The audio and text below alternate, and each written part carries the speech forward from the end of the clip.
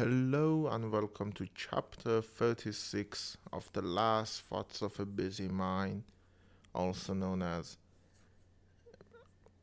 Why the hell am I doing this? Anyways, I'm recording this at around 4:54 a.m., which with the time it takes to upload it on Anchor and get a video out on Headliner, it probably will be published around 7, I think, maybe later, who knows. The one last week was done around 4 a.m., but I was asleep, so it got published much later in the day, like 12 hours after it was recorded.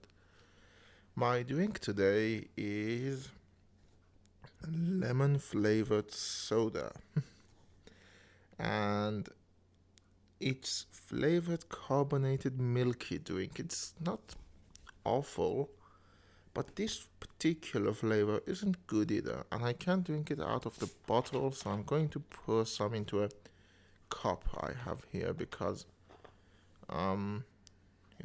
other people may want to drink it too, so I can't really drink it out of the bottle.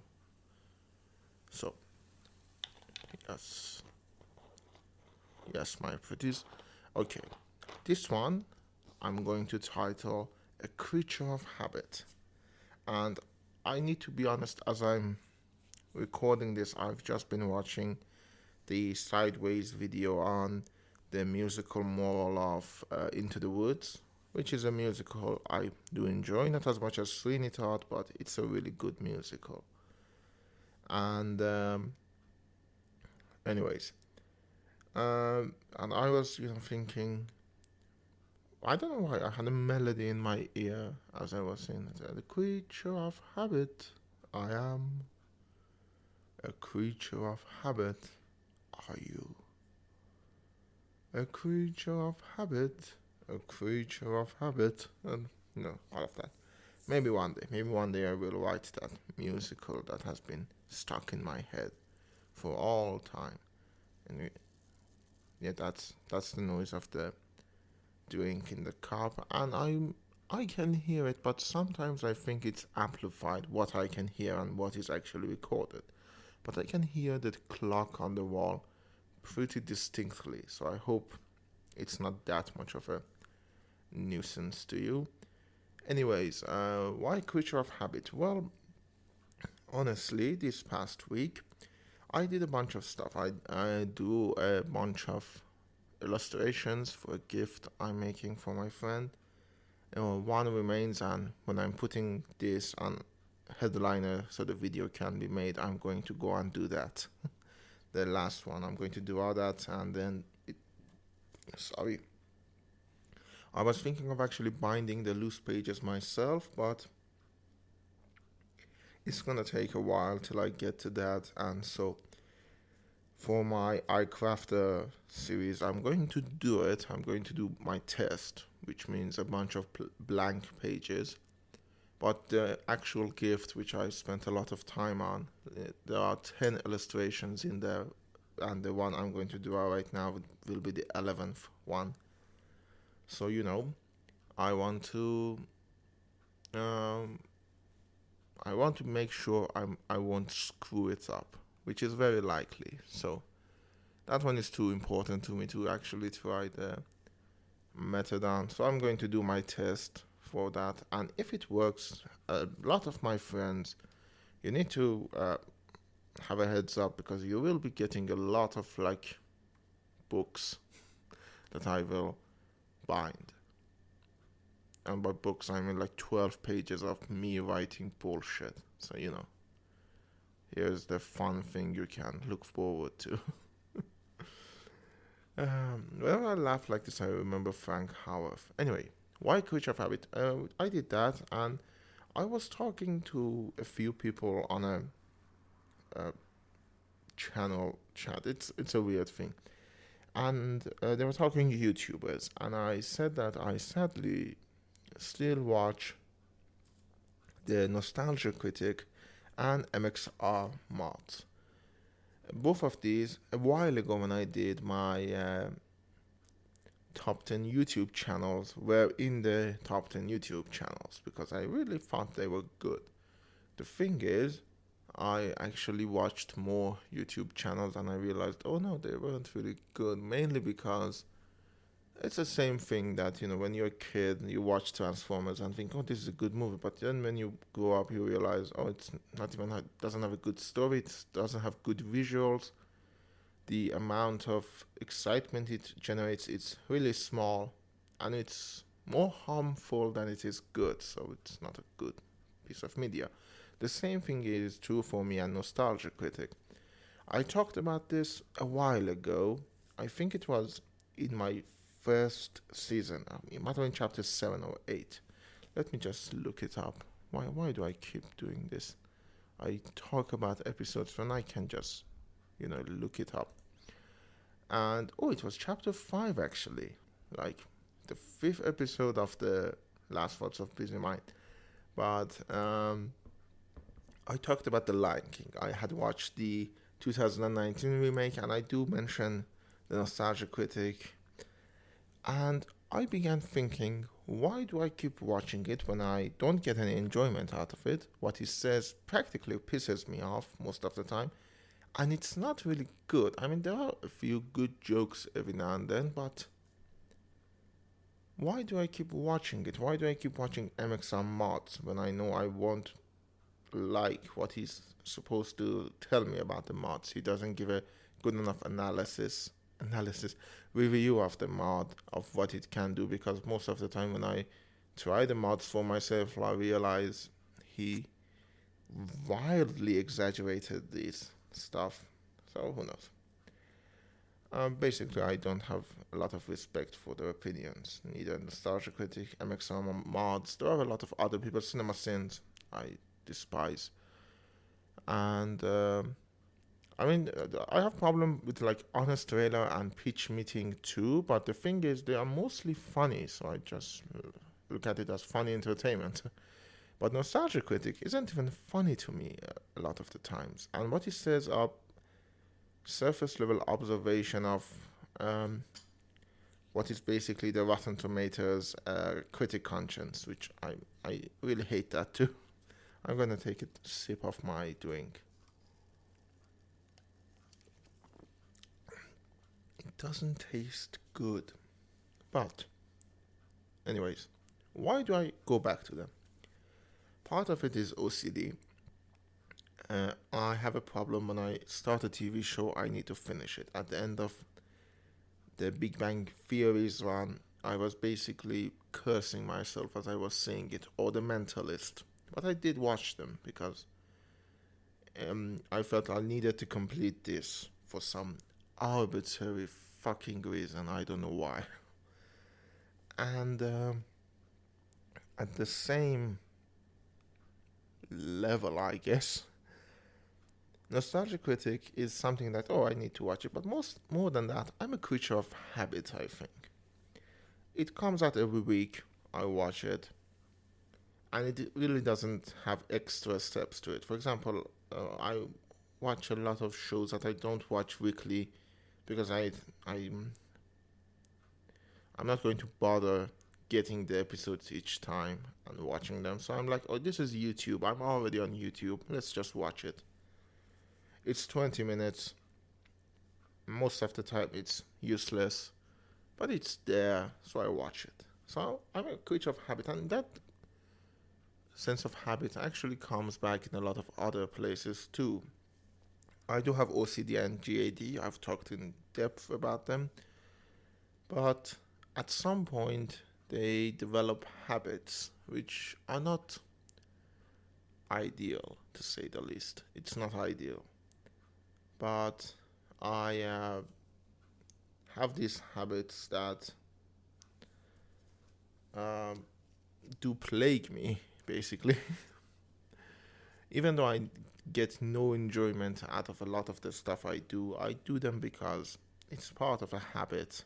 And if I don't do them, I don't know why I don't do them.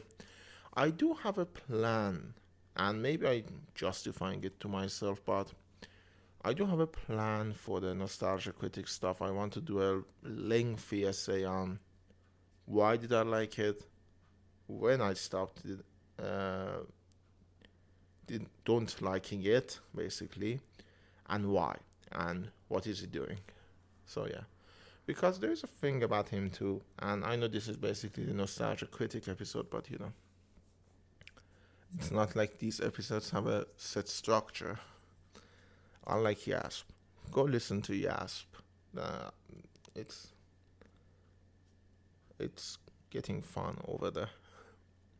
We did our first two-parter. I had a fight with the co-host of that episode, Mohammed Amin. No, co-host is Ami, was the guest of that episode, Mohammed Amin, about drawing. Because there's a thing I don't like, which is actually, I mean, it's like everything in a circle. Nostalgia Critic, one of the things I don't like about him, and it's more obvious in the podcast thingy fan script, is he doesn't see the movies as what they are. He wants to fix them. And that is a noble intention. But trying to fix movies is exactly what gave us the remake wave. Which is, right now we are getting a remake of West Side Story. Why the fuck are we getting a remake of West Side Story? What are you doing, Steven Spielberg? And it's the thing that, I'm a fan. Most of the time, they aren't even, bad intention. They're fans. They are dog walkers. They are nostalgia critics, and they want to fix these movies. But the thing is, when you fix these movies, you're making something else entirely. There is no way of fixing them. I'm not saying there isn't such a thing as amateurish movies or amateurish art. There is, but the act of fixing them, you're not making them better. You're making them more like you, which means you take the flaws of what you see in them and you add your own flaws to them. You take out those flaws and add these flaws. But the problem is, since you're not the original artist, you don't realize which one of those flaws were intentional. For example, I say probably the biggest example of this for me is the movie True Romance. It's a Quentin Tarantino written script directed by Tony Scott, the guy who did Top Gun, the brother of Ridley Scott. And it's not a bad movie. I don't think it's a bad movie, but it's a movie that really seems like Tony Scott was trying to fix Quentin Tarantino's script. Like, there are a lot of moments that feel like, I can see what Tarantino was trying to do, but Tony Scott wasn't trying to do. So Tony Scott took out the flaws that he saw in Tarantino's script. The end result is something that is not Tarantino, and at the same time, it's not Tony Scott. Not that Tony Scott really had a big style, to be honest. He did Man on Fire, right? Or am I thinking of someone else? Man on Fire. No, he did Man on Fire, which is not a bad movie. Not really good either. I don't really like it. But I've seen worse. And for the longest time, this is completely irrelevant to anything.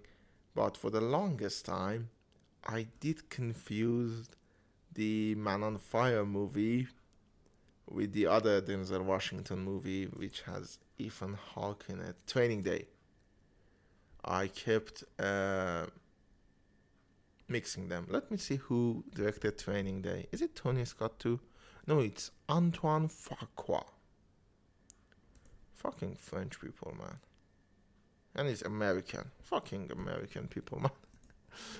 So, anyways. And I had a fight with my friend, Mohammed Amin, about this because my drawings are not the best, but I do have a lot of intentional mistakes in them. I don't like clean lines that are continuous and all of that because I think it looks artificial. So I purposefully break my lines when I'm drawing them. And he didn't like that. He said if you do it like this, it would be better And that pissed me off because who says it's going to be better? First of all, I'm not a commercial artist. I'm drawing as gift for my friends. So the end goal is the piece needs to feel like something I do, not something that is conventionally good. Anyways, what the fuck am I doing? Talking about being a creature of habit and all of that.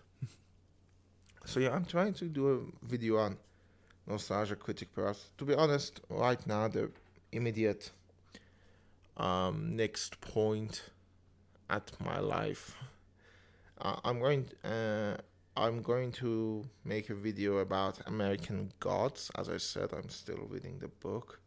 And I'm stuck at the exact same place where I got stuck the first time and abandoned the book. And it's Cairo. Cairo sucks.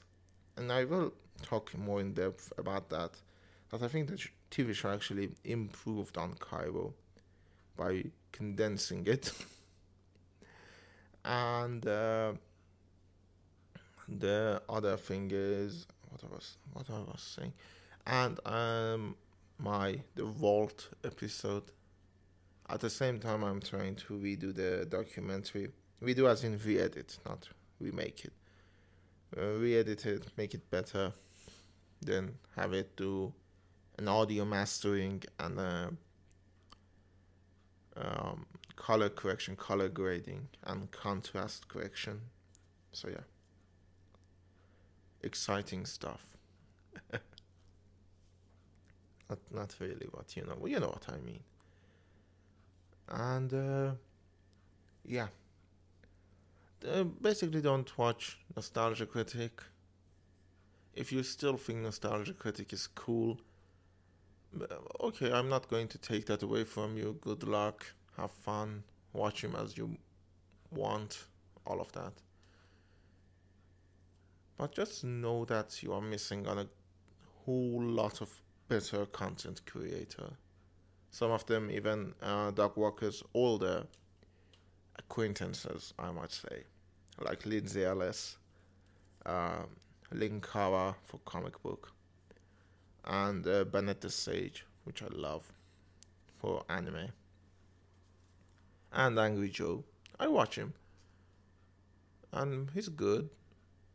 He's not bad, he's good. I don't like his movie reviews as much as I like his game reviews, but you know. He does what he likes, and I can respect that to some extent. And he doesn't seem to be hurting anyone, unlike our good friend Dog. The thing I want to talk about too, also, if I do make a video on Nostalgia Critic, this episode has gone off the rails and it's 2 minutes left. I'm going to just say all of this. I could have talked about the fact that I worked out today and my feet are killing me. My muscles. I'm quite fat, but you know I don't want to talk about that. So the thing is, I feel like a lot of people who did the videos on Nostalgia Critic, and I have watched a lot of them. Some of them were really good, like the Folding Ideas one on the wall, and Lady Emily's one on Demo Reel. Those are really good, but most of them come from a personal attachment to it. Like the Quentin review, whenever he talks about Doug Walker, I feel like there's an anger there at Doug Walker, which I can understand. I don't like him either, but it's not fair to talk about the character and what it's done and the style of his videos when you have such contempt for the creator. I understand having the contempt for the creator. I hate Michael Bay, but when I want to talk about Transformers, I don't bring the fact that Michael Bay is a sexist, racist pig. He is, and the movie shows. The movie is a sexist, racist piece of shit. But it's completely different from the fact that Michael Bay is a racist, sexist piece of shit. Anyways, do send me a message on Anchor if you want. I will play it at the beginning of the next episode. Do share the podcast if you like the journal. And I hope to see you all next week. Oh, I might have some exciting news, but I'm actually waiting to see if it will fall through or if I'm going to mess it up. So, yeah. I hope to see you all next week. Send me a message.